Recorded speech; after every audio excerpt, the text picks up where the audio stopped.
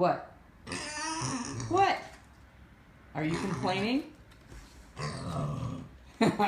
Yeah, he's complaining. Wants to go out to the animal room.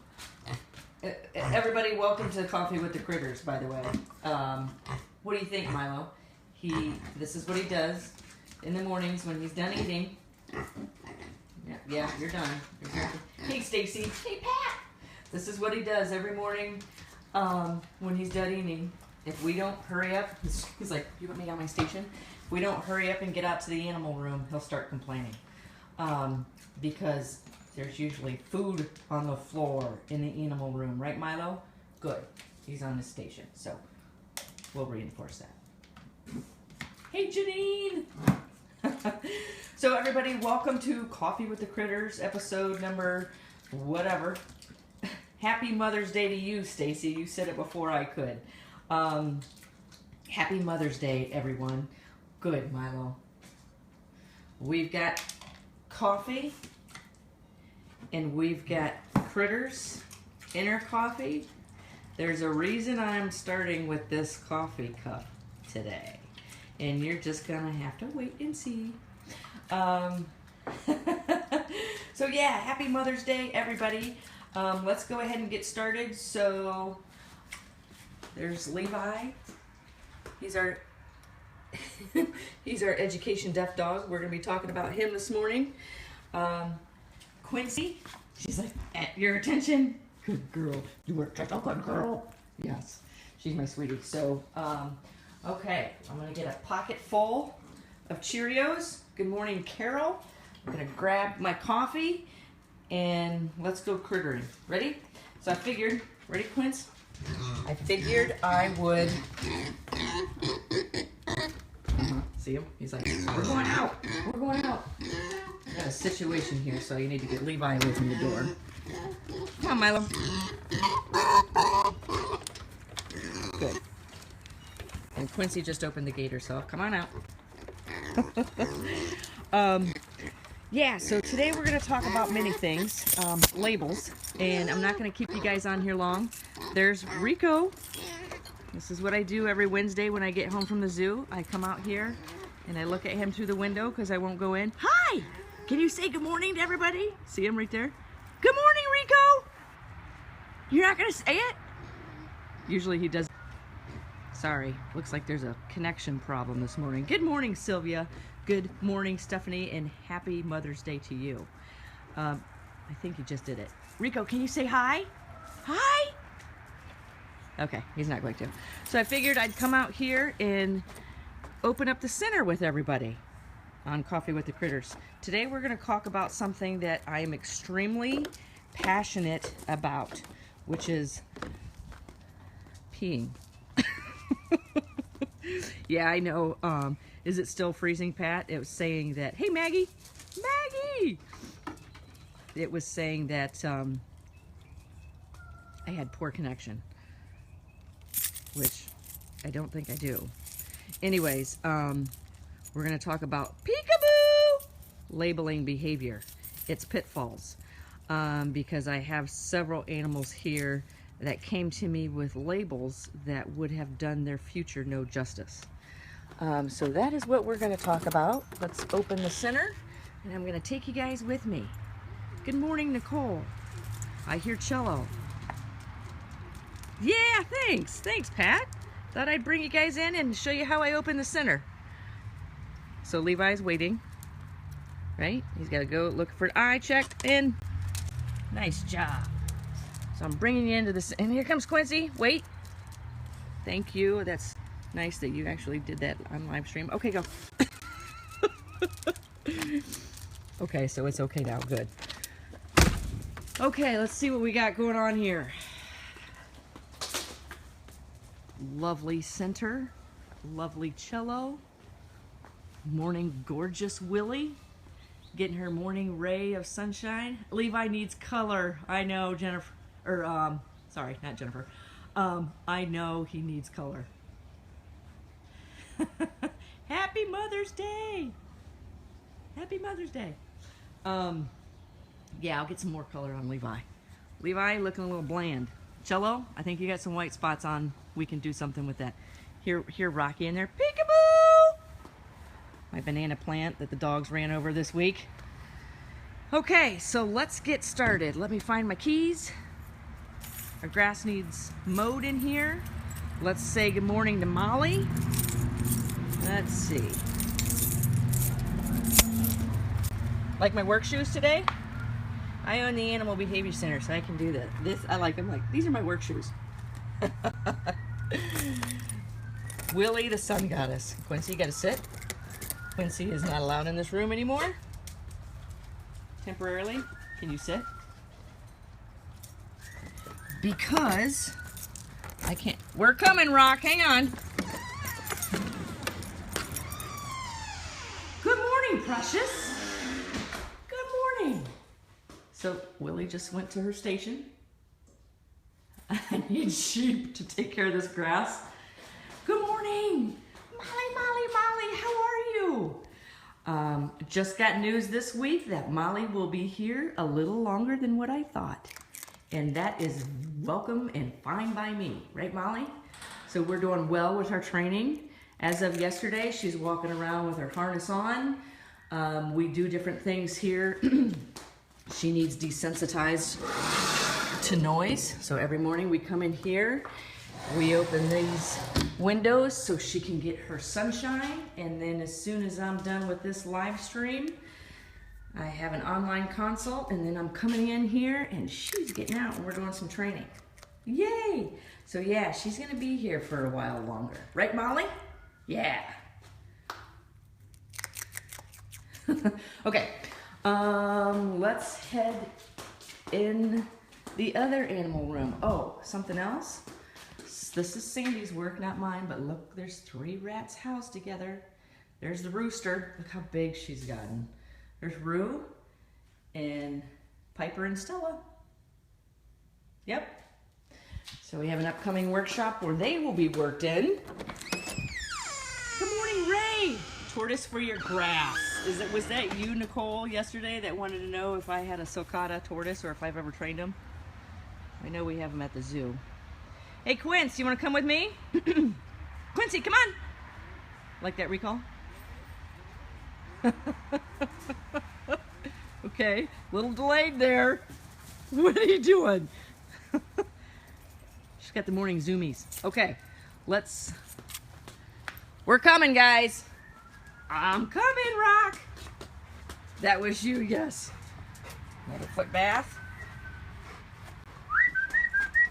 Can you sit? Thank you. Sorry, this is taking a little longer than what I thought, guys. Yeah. We got that sign. So we have our October event, and we make sure we have these plastered everywhere, and we're getting ready. We've got, just wait until you guys see our lineup of speakers for the October event. I am super excited. Just got great news yesterday. Good morning. Hi. How are you? Rocky's shower video, the live stream, I think that was yesterday. Thanks, Melissa. That was Rocky, Eva. So, Rico, it's your turn to get a shower today. Rico, Joseph. Yeah. Okay, guys, I'm gonna see, hopefully, this is this picture on this month's calendar. Our calendar of the Animal Behavior Center. Okay. Hey, Milo. I just don't want him eating my banana plants. Oop, Cello. He'll be in here before long. Milo, come. Rock and roll, Rocky. Good. Here. Cheerio for you. And if I can't keep, yeah, he's like, did you say we have some more food? Go Scout. Go on. This is what he likes. He's gonna run around, see what the birds have dropped overnight. What do you guys think? Like you're getting trained for Coffee with the Critters this morning? What? Are you talking to me? Are you talking to me? Okay, on your station. Hey, Francis. On your station. Good. I thought I saw somebody sneaking around out there.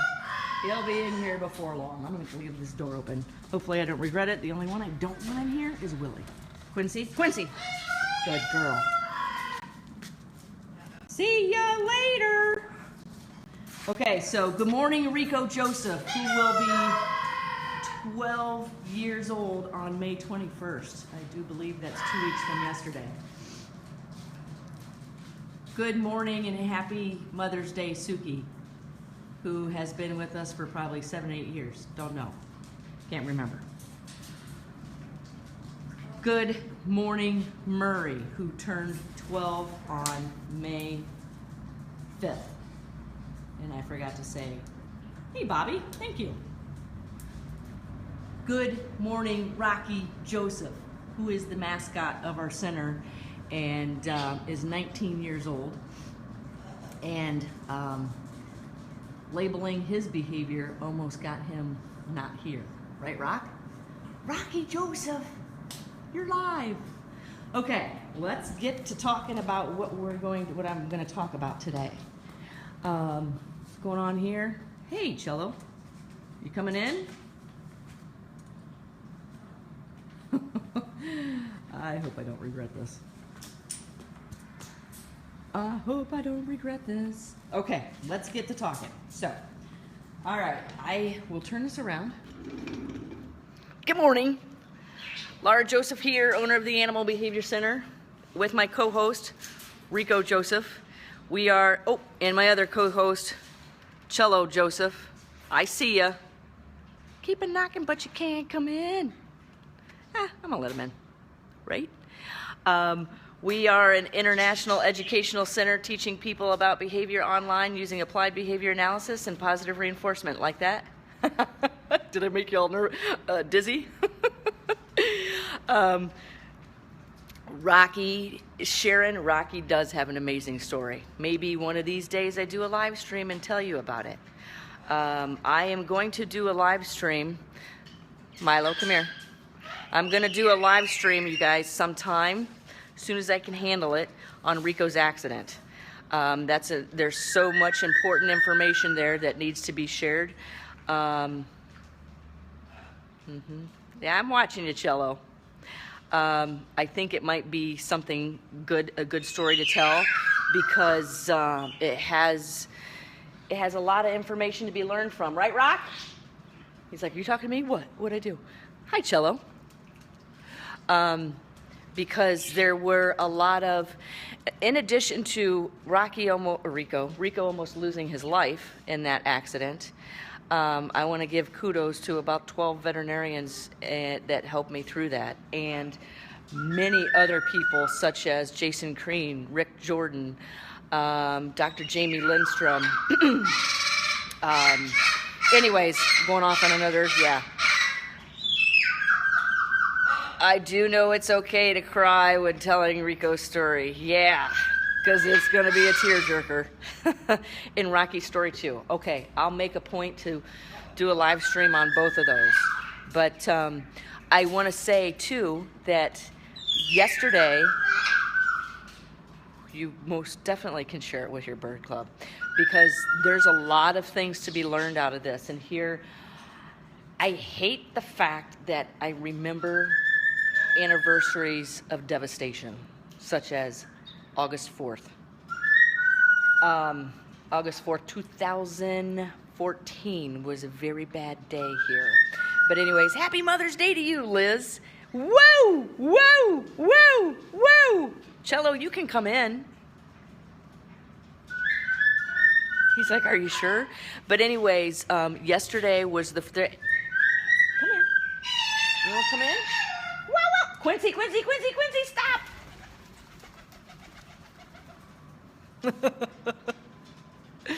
So anyways, what do you think, Rico? Nice job. I'm going to reinforce this behavior because he's staying calm. You guys, those of you that watch my face stream, my live stream, know that I'm working with behavior with Cello and Rico.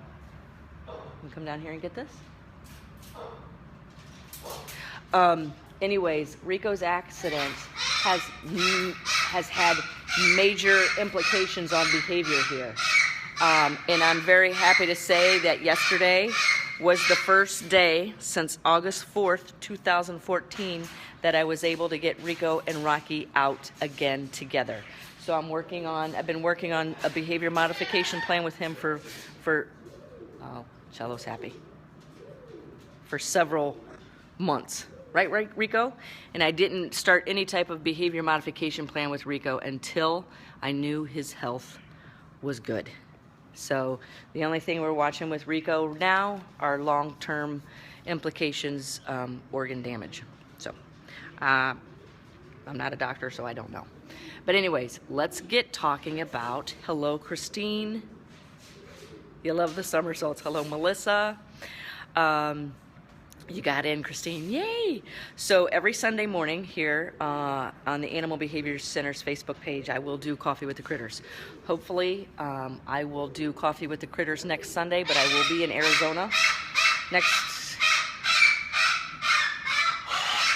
I'm speaking at the Oasis in Benson, Arizona next Saturday. So I don't have no idea what time my flights are.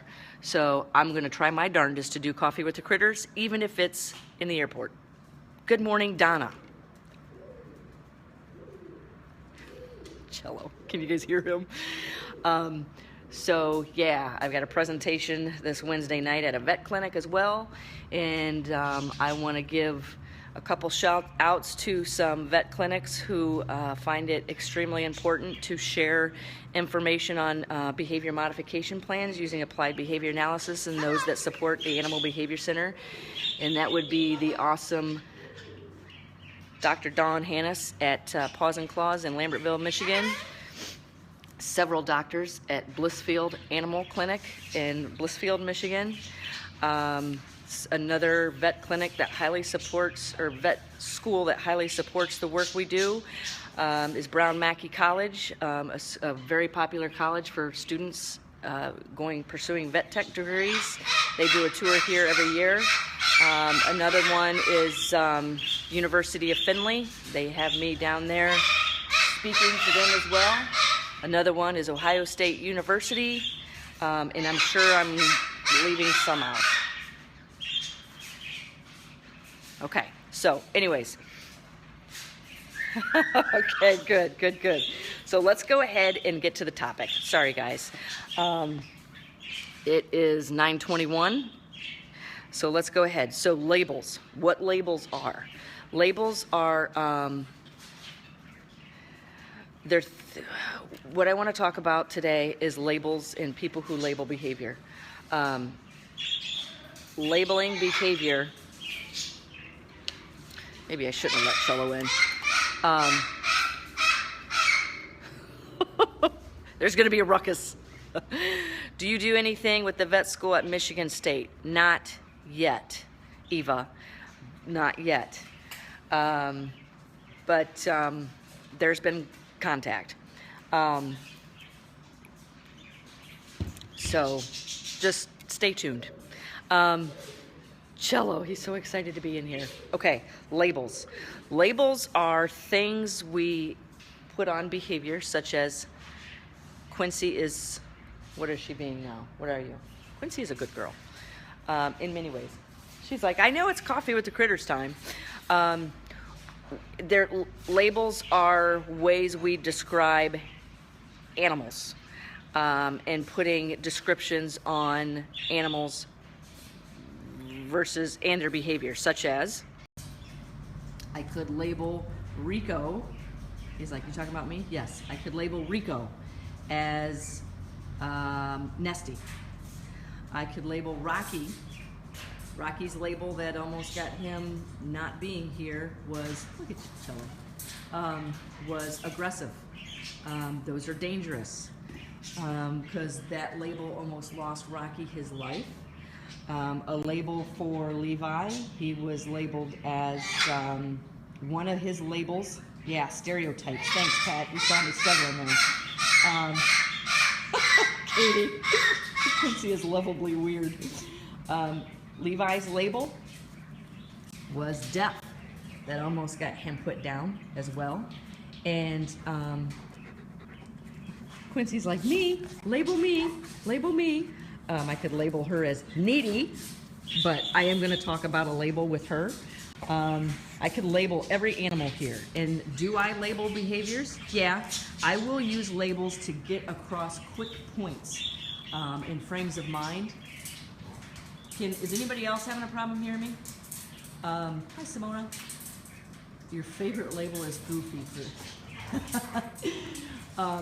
So labels could be, labels are good. They have pros and cons. Labels can be dangerous. We could label Suki as hormonal. Milo, where is he? We could label him as, oh, I have them all written down. But anyways, the problems with labels, there's several problems.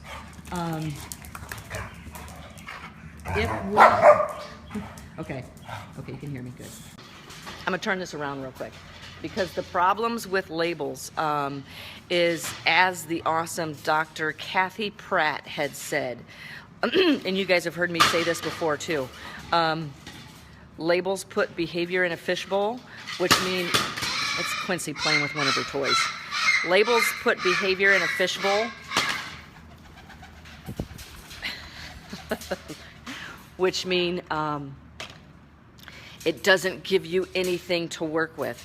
So 1 point, Cello, you want to come to me? You want to come to me? Come on. Look, Quincy's taking out her. Hang on, I'm just trying to get a situation under control between Cello. Like I said, I hope I don't regret doing this. Cello, you want to come? Come on. You coming? What, Suk? Sorry, it's just distracting me and I can't focus on what I want to say, so I may have to go in Molly's room. Labels put behavior in a fishbowl, and what I mean by that is when you label a behavior, exactly, Katie, when you label a behavior, people tend to rely on that label and not work with it. So labels such as aggressive with Rocky, you give me a label, I'm going to give you a behavior modification plan. When I hear labels come out of people's mouths, I pay attention to how they use them. Because don't rely on them, and it's easy to do. Once you rely on a label for behavior, you tend to stop, or not you, people tend to stop working with it.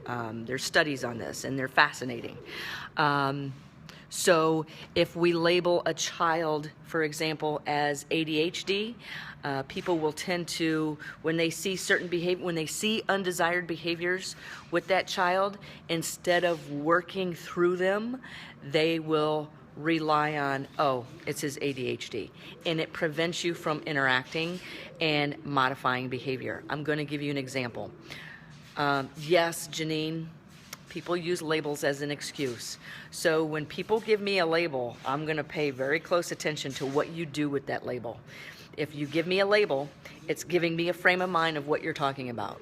But it's giving me such a vague frame of mind that I may be thinking something completely different than what you're thinking. You give me an animal that you label as aggressive, I'm probably going to think, boom, fearful animal. That's probably the first thing I'm going to think is, or miscommunication. So if you don't explain what aggressive looks like, I'm going to ask you, what does that look like? Explain, define aggressive. Another label here is, and we were just talking about this in the membership, in our behavior journals, don't write down Rocky was good, because I don't know what good means. We talk about here, we chart, journal, and measure behavior. So if you tell me Rocky was good, I have no idea what that means. Because I've seen people label this animal was good, and then I go in and I'm like, show me what good looks like. And I'll go in and watch that animal and I'm like, that animal is nervous. So then I'm going to define, what does nervous look like? Nervous looks like alert, looking in the directions the animal's going to run or fly. So when I was out at Nature's Nursery, which is an wildlife rehab center here in White House, Ohio, what I would say, we had two. I'm going to show you right here. Right here is our behavior journal, and take a look at that. Can you tell we keep it right here? This is what happens. People push it up against Rico's cage. I love it. It's our signature. But out at Nature's Nursery and here, I'm big on journals, because in journals you can explain, chart, and measure behavior. So if you tell me, what I was saying out at Nature's Nursery, when I put a training team together and I asked for a day keeping team, and the awesome Laura Zitzelberger, shout out to her. She has been a major benefit in a lot of the education that she's allowed me to do with the wildlife out there. We kept two journals, one for the trainers, one for the day keepers. Yes, well read, Pat. One for the day keepers. And what I would do is I would look through the day keepers journal, because they were there to pay attention to behavior. We set all the animals up for success by setting water dishes by doors, so day keepers didn't have to go in and scare the animals. It was the trainers. If you were a trainer, you got to clean the cage, because so many behaviors can be untrained by somebody cleaning a cage. Animals afraid of a broom, you go in with a broom, you're probably going to completely flood that animal, and I'm going to walk in the next day and I'll be able to tell something happened. Most times, because behavior doesn't lie, right? So anyways, we keep a journal here, and when I look through that, I don't want to see Quincy was good, because I have no idea what good means. We keep journals to chart and measure observable behavior. So tell me what good looks like. Rico was on the ground talking to Rocky while Rocky was on the ground. They were interacting with each other by vocalizing. Rico was jumping.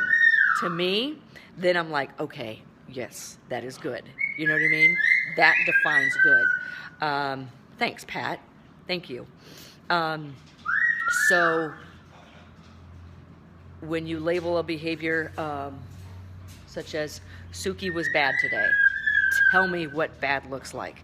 Tell me what bad looks like, because then I can arrange the environment, and maybe it's stressful. There's another label. But maybe the environment was causing a lot of stress on Suki. Can we change that? Let's rearrange the environment. Let's rearrange the environment. That's right, Rocky. That's right, Rock. I was just on a point and I forgot it. Sorry, guys. Like I said, when I tell people here, when you walk in this door, number one importance is behavior. Before you even turn that doorknob, what behaviors are you reinforcing?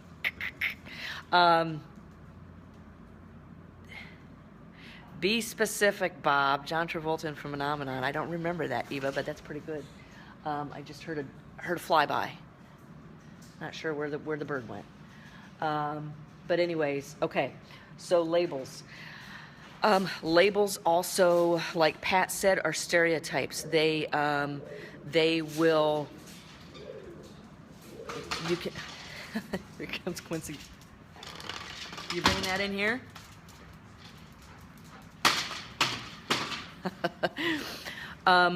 Labels put perceptions on animals or people, and people tend to rely on them, and they will shuffle off working with that behavior. Be careful if you label a particular behavior, because I don't necessarily depending on what the label is, it gets stuck with you. There's different things I could tell you that I could label myself, but I have never done it because I don't want people thinking that I can't work through that behavior. And I'm going to give you an example of one here shortly. So once a label is applied to an animal, it's easy for people to rely on that label versus working with it. I have something written down here, and I'm like, why did I write that? Pound. Probably when animals are at the pound. So many labels get placed on it that it doesn't set that animal up for success. And you can label one behavior at a pound or a shelter, which may be those areas may induce stress for that animal, and that behavior will change, right, Levi? That behavior will change once the animal is in an unstressful environment. So labels do us no justice most of the time. And when we medicate, if you're medicating for a label, there better be, exactly, Stacy, a self-fulfilling prophecy.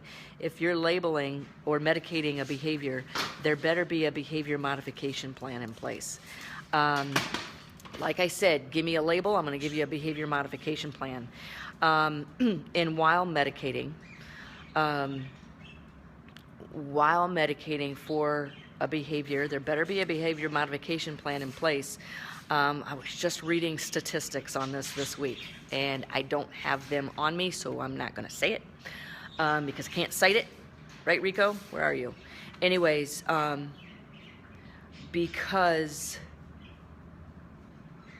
a lot of times meds, and I was just reading this morning, meds will change behavior. Hey, Sheila. Meds can change behavior immediately, and that can be the reinforcer behind continuing. But over time, the behavior may change, and not necessarily for the better.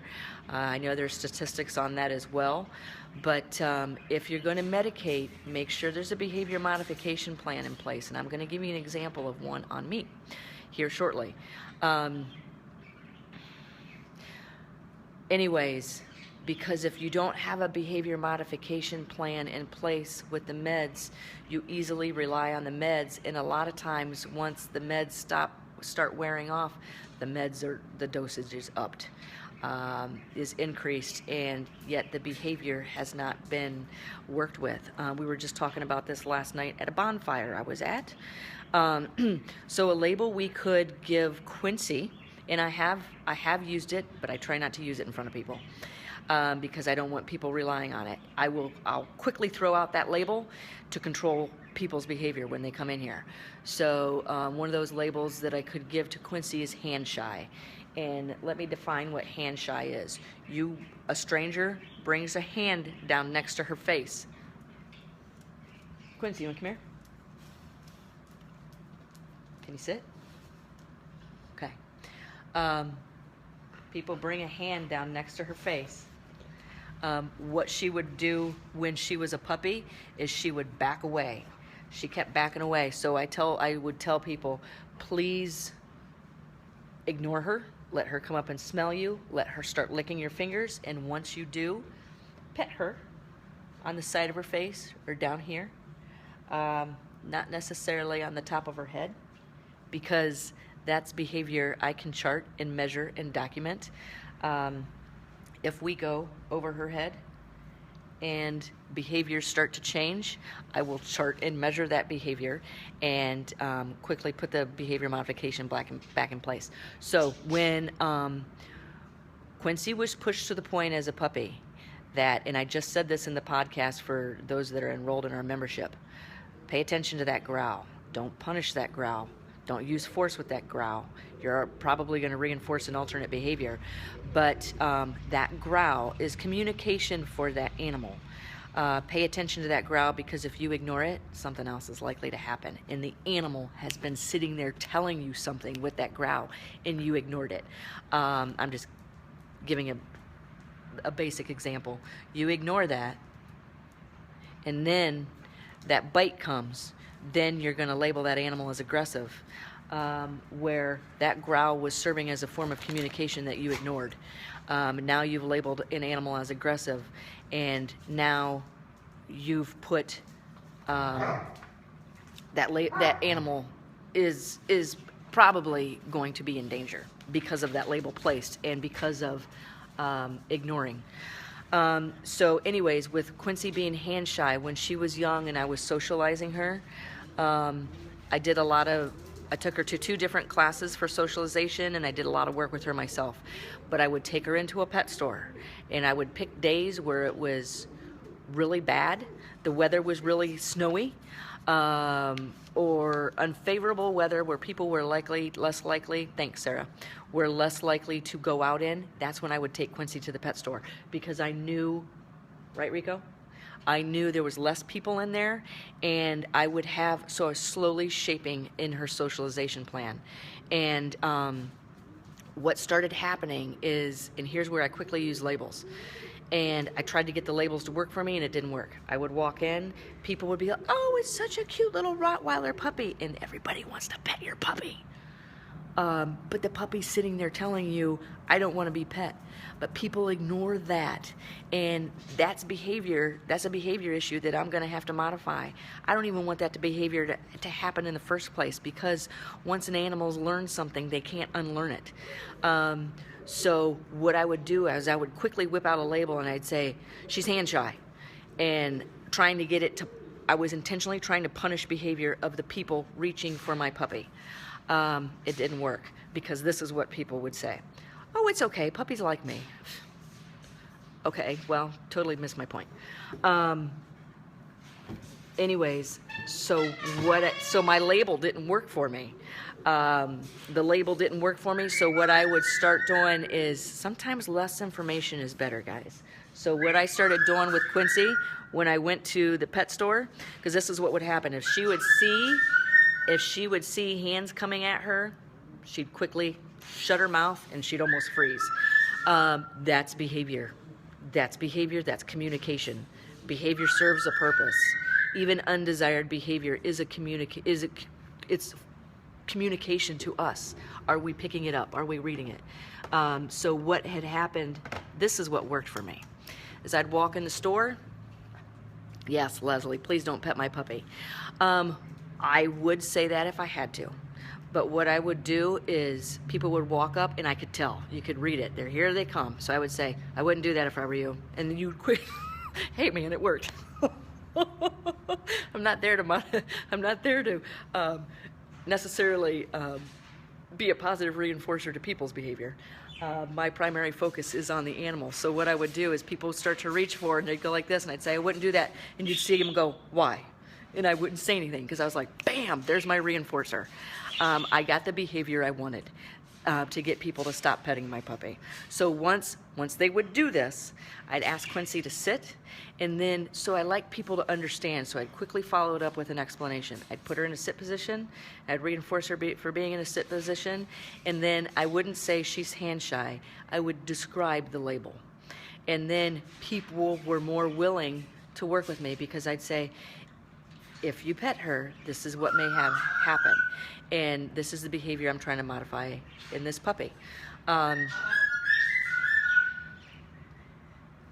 Yeah, I've been known to do that too, Eva. I'll pull out the big guns if I have to.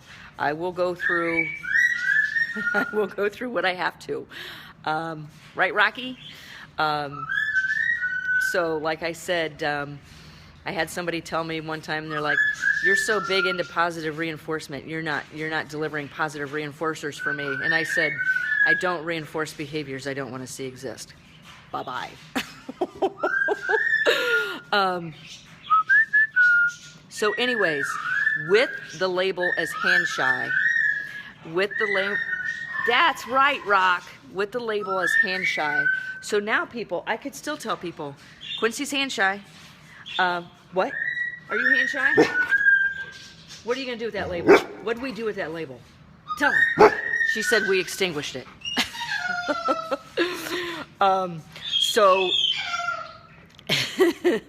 So with Quincy, we were just talking here a couple of weeks ago, and I was talking to somebody about Quincy being hand shy, and people would like, I would have no idea that she was hand shy, and I was like, she still will be. Those behaviors will still come out if we don't continue to work with them. And we just saw it last week. So they were like, I had no idea she was hand shy. You guys, there's the label, and there's the behavior modification plan I put into place that took that label and got rid of it. So that is my point. You're gonna give me a label, I'm gonna give you a behavior modification plan to put in place. And I am extremely passionate about this because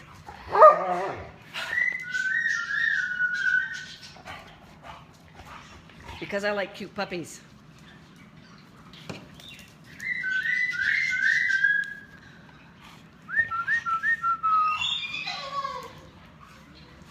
That's right, Rico. I'm extremely passionate about this because we have too many animals here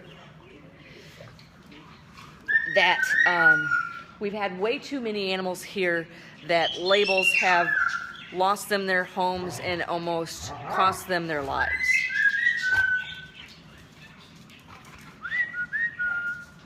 Right, Rico? So, anyways, happy Mother's Day. So anyways, give me a label, I'm gonna give you a behavior modification plan. If you do not define what that label looks like, I am going to quickly ask you what that label looks like. If you give me a label and you don't follow it up with a behavior modification plan, maybe you just don't know. You know what I mean? And maybe you just don't know. So anyways, so Levi could be labeled as stubborn. He's labeled as deaf. He is deaf. But that deafness almost cost him his life. Levi is probably the easiest animal here for me to train. Don't mess with Mama Bear. That's right, Stacy. If I see an animal's behavior labeled, I'm going to quickly start paying attention to it, and I'm going to start putting a behavior modification plan into place. So labels also squash, I have this written down, labels squash achievement. We have, that's right, Rico, we have a room here full of Goofy, right, Katie? Love that dog. You know what he does? We've got styrofoam walls. He runs up and down the styrofoam and rubs up against the styrofoam, so I'm assuming so he can feel his hair on end. He likes that feeling, and I'm like, you're such a weirdo. You fit into place here so well. I love it. Your guinea pig got labeled as aggressive at his prior home because he got into a fight with his cage mate. Yeah, well, maybe they shouldn't be caged together. Pat says, I often see people stating that their animals punish them for taking a trip without them. Oh, yeah, I see that too. I see that too, Pat. Okay, so I have written down here, and because this is true, label squash achievement. We have a room here full of achievers. We have a room here full of educators that we've turned labels into education. Yeah, so anyways, I have down here medicated and untreated. If you medicate for a behavior and it goes without behavior modification, you're not doing much to that behavior at all. You're probably just suppressing the behavior temporarily. So yeah, and how do I say this one? Because, hey Donna, because I'm not gonna give meds to an animal. Medication is a tool, not a solution. Yeah, Katie, and probably only a tool part of that time. I'm not gonna give animals medication to accommodate my lifestyle. Bling, bling, bling, bling, bling. I'm saying that because I wish big lights were going off. I'm not going to give medication to suppress behavior because it's not convenient to me as their caretaker. Medication treats the symptom, not the cause. Yeah. So I'm glad you guys are all seeing this. So my point is, just make sure there's a behavior modification plan in place if you're going to medicate. And I'm going to give you an example on me and what I did and how I did it using applied behavior analysis. I have some behaviors of mine that can quickly get out of control if I don't, I identify the reinforcers. What's the reinforcer behind this behavior? How can I modify this? Because what's going to happen if I don't? What's going to happen if I don't? That behavior is going to get, it's going to develop a strong history of reinforcement. Eva says, as caretakers, it's up to us to change our lifestyle to suit our charges. We made that choice when we brought them into our family. Yes. I'm reading a book now on by a psychiatrist, I think. It's a psychiatrist or psychologist. Pika, pika, pika, pika, peekaboo. And it's about children. It's about kids. It's all about children. But it's about how we medicate. Yes, I do, Liz. How we're medicating children. Our school systems are changing. We're putting too much focus in kindergarten versus play. There's a lot of studies out there about animals and people play to develop motor skills, mental function. These animals need this play, including our children in kindergarten, but our kindergarten is becoming so structured and too focused and too organized. And when Johnny won't sit for hours at a time and focus in kindergarten, he's labeled as ADD and put on medication. That is the book I am reading right now. Yes, thank you, Katie. I'm not going to reinforce that behavior. Do I recommend books on ABA? Yeah, somebody just asked me that the other day. There's several great books on ABA, Applied Behavior Analysis. One of my favorites is by Paul Chance, and it's called First Course in Applied Behavior Analysis. You can get it on Amazon. Dr. Patricia, Pat might be able to help me with this one. Dr. Patricia Eric, out of New Mexico. She's got the Mustangs camp. She has one, How to Train A. You can Google it on Amazon. That's one I often refer out. Yeah, it's very scary. Exactly, so many mismatched owners and dogs. Many dogs don't need meds, just active dogs with incompatible owners. Yes, that is so true. God, I agree so much. And I see so many times we set our animals up for failure we set up our animals for failure. I've seen this personally with my sister. Was matched with a dog, and the dog got rehomed, and I probably wouldn't. The dog was not ready to be in a home. And I went and gave my evaluation, and I said, this dog is not ready to be in a home. You are setting this dog up for failure, and you're setting people up to have their hearts broken, and you're setting people up to have their future behavior of adopting being punished because of something that was completely avoidable. Yeah, Pat put the book there. So anyways, sorry. Anyways, so many of these behaviors can be changed. I have a podcast just getting ready to be uploaded that I was just recording 2 days ago. That I just posted, that it's getting ready to be launched in our membership program, but I'm talking about chart and measure behavior. Chart and measure it. Keep a journal. I do it here. We do it here. I do it at the zoo. We have it at Nature's Nursery, because when you chart and measure behavior, Rico took medication voluntarily, or maybe just syringe training, 5 times today. Good. Yes. Whereas yesterday it was 2 times. So that way, when you chart and measure behavior, you can see how you need to adjust your behavior modification plan. In 2 months, you may not think you're getting anywhere, but you look back in that journal. I remember when I kept a journal on Rocky when I first brought him home from the shelter, I was just like, this isn't working. This isn't working. I'm making no headway. I went back through my journal and I looked back 2 months ago and I was like, oh yeah, we're making headway. I remember that. I forgot about that, but the journal made me remember it. Milo. Milo. So I don't want Milo eating my banana plant. Good.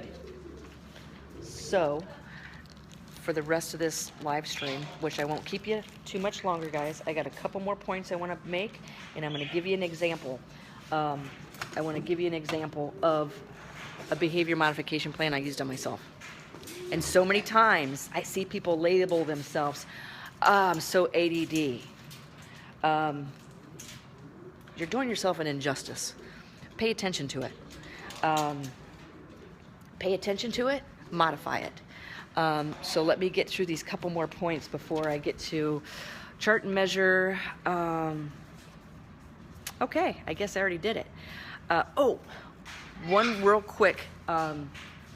When Rico was really sick, he would perch here, and I would see him, he wasn't sleeping. And I could quickly sit there and think, what's going on? What's actually happening here?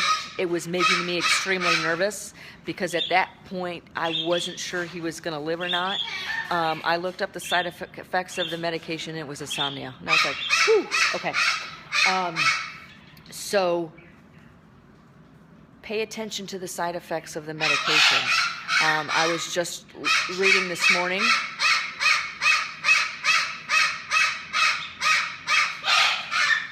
about some of the side effects of, I think it was Ritalin. I can't remember. One drug subscribed for ADD or ADHD. One of the side effects is tics. And I know somebody personally that was prescribed, that was on this medication and prescribed more medication for the tics, which was the side effect of medication number 1. So all I'm saying is pay attention to behavior, chart and measure it. I'm going to give you the example of how I used applied behavior analysis and medication with the intention of backing off the medication to modify a behavior issue I had with myself.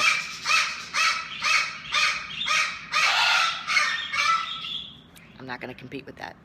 So I'll make this quick because Margaret's going to show up here soon, and I've got a online consultation at 10:30. Okay, when I was asked, no, I wasn't. I submitted a call to papers to AAV, the Association of Avian Veterinarians. I believe this was back in 2008, 2009. Anyways, I gave that presentation, and it sucked.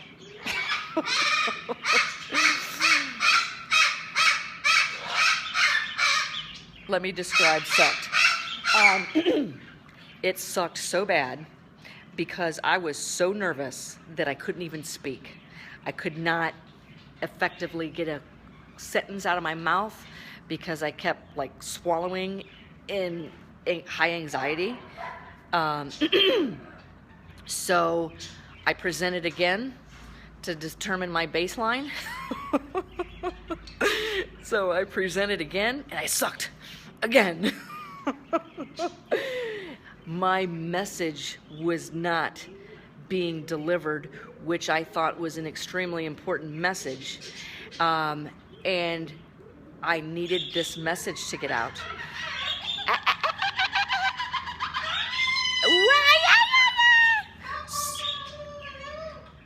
Cock-a-dooey-dooey. Whatever that was. So anyways, my message... oh, it got you fired, Christine. Oh, no. But my message was not getting out because I was so I was so nervous. My heartbeat was racing so fast, I couldn't even talk effectively. I was so frustrated. I was so peeved at myself when I was done. I was like, I just lost perfect opportunity to convey a message, and it's lost. It is lost. I will never have that audience, that specific audience, at that time ever again. So I went to my doctor, but I determined my baseline. I was like, where do I need to start?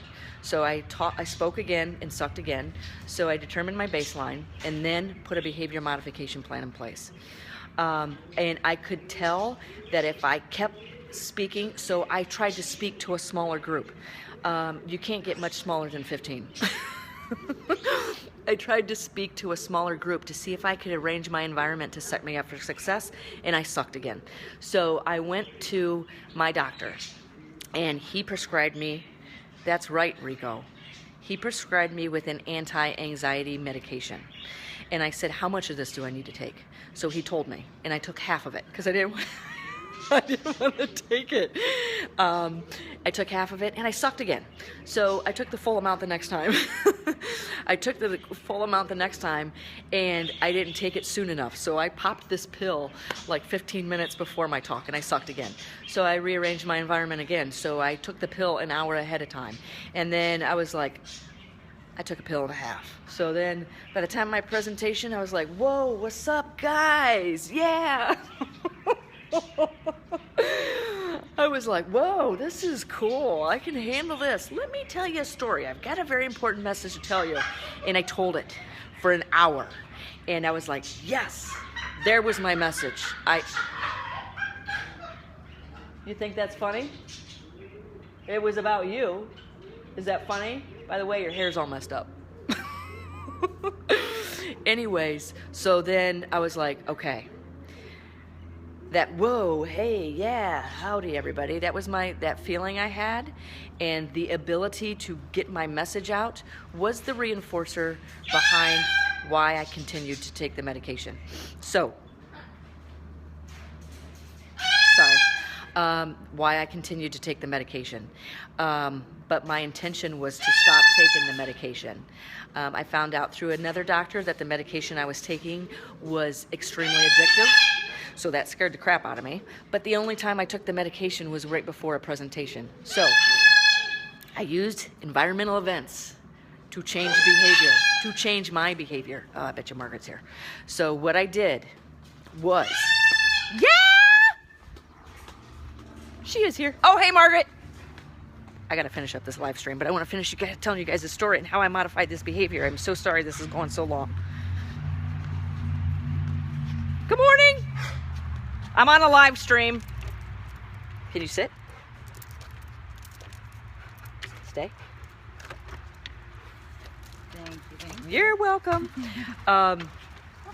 So, do you care if I flip the screen around and say hi? Not at all. Here's Margaret. Hi. Hello, hello. Yep. So Margaret works with me up at the Indian Creek Zoo, helping me keep behaviors in place. Hi. Come on in. So anyway, I'm telling the story. So anyways, during, thanks for sharing, so awesome. My greatest self-behavior mod was quitting smoking. I reread Don't Shoot the Dog beforehand. Oh, cool, cool. So, hey, Susie. So that's not the end of my behavior modification plan.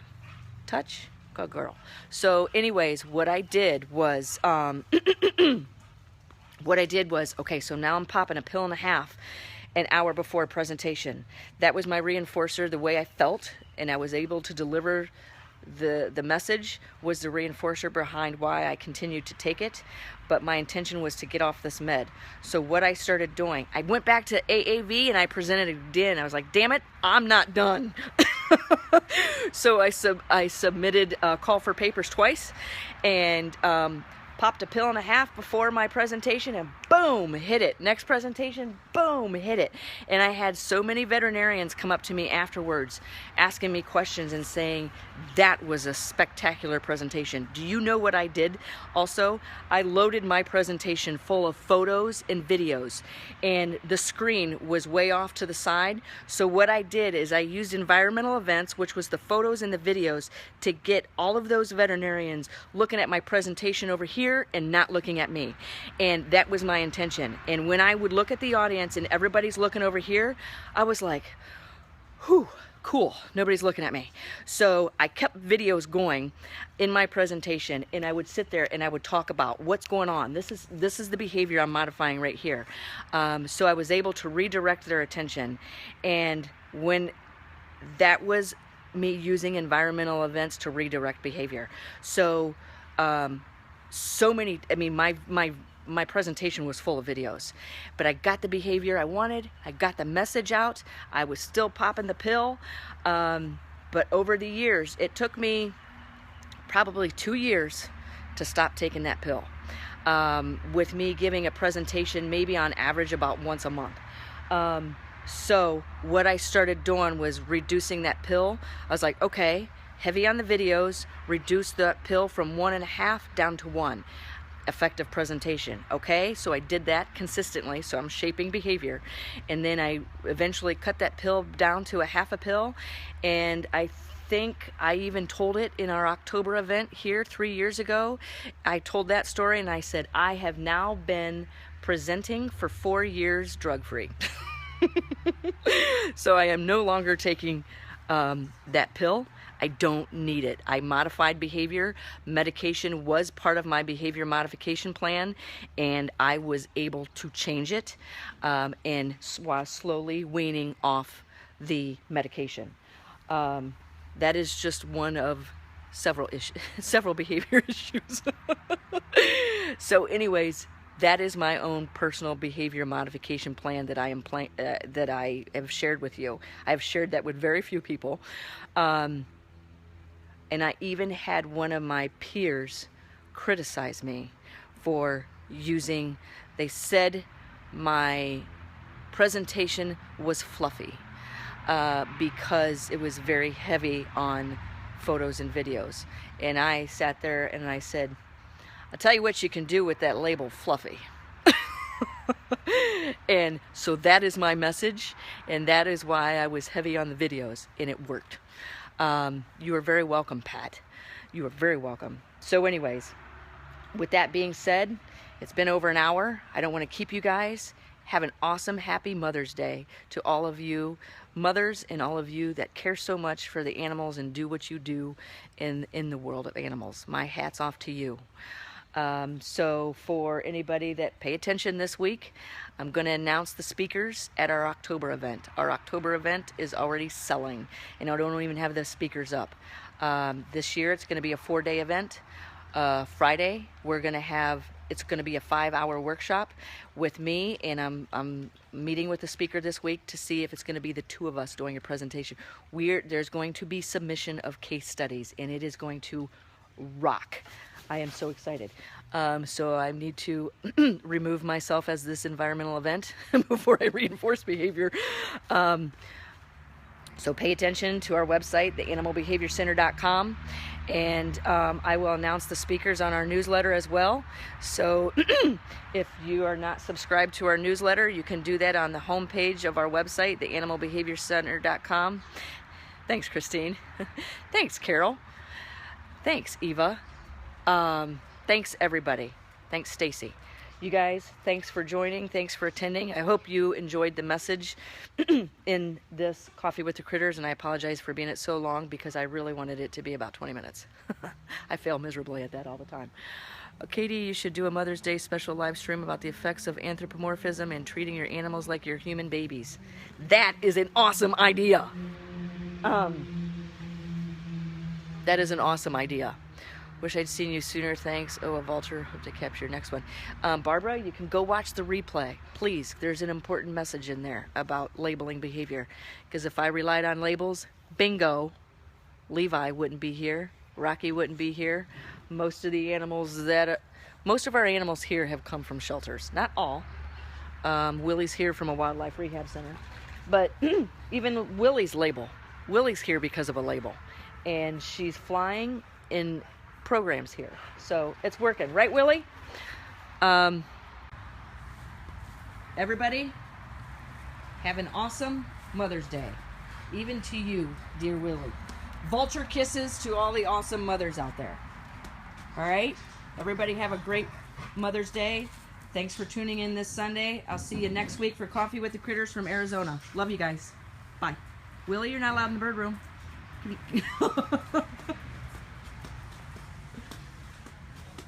Yeah, if you guys have questions on behavior modification plans, you guys can always contact me. Take care, guys. Have a great Sunday. Bye, Willie. You're welcome, Susie. You're very welcome.